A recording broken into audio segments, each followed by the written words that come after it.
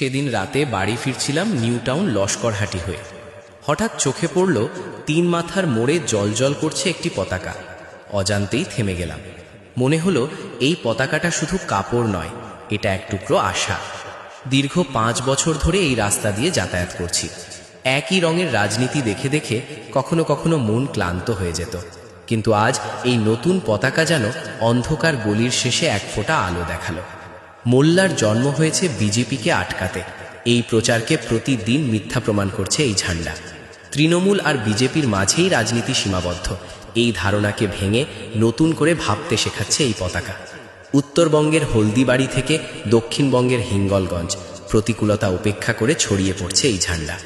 এই পতাকার সাথে জড়ে আছে দার্জিলিংয়ের চা শ্রমিকের কান্না, শামশেরগঞ্জের গঙ্গা ভাঙনে সর্বস্ব হারানো পরিবারের আর্তনাদ, মুর্শিদাবাদের বিড়ি শ্রমিকদের বঞ্চনা, আনএডেড মাদ্রাসার শিক্ষক শিক্ষার্থীদের প্রতি অবহেলা, শিক্ষক নিয়োগ না হওয়ায় শূন্য ক্লাসরুমের নীরবতা, ঘামের ন্যায্য মূল্য না পাওয়া কৃষকের হতাশা, দীর্ঘদিন কম্পোজিট গ্রান্ট না পাওয়া স্কুলের সংকট, নিরাপত্তাহীনতায় দিন কাটানো আমাদের বোনেরা, কর্মসংস্থানের অভাবে ভিন রাজ্যে পাড়ি দেওয়া পরিযায়ী শ্রমিকসহ সকল পরিবারগুলোর কথা ভেবে চোখের কোণায় জল চলে এসেছে।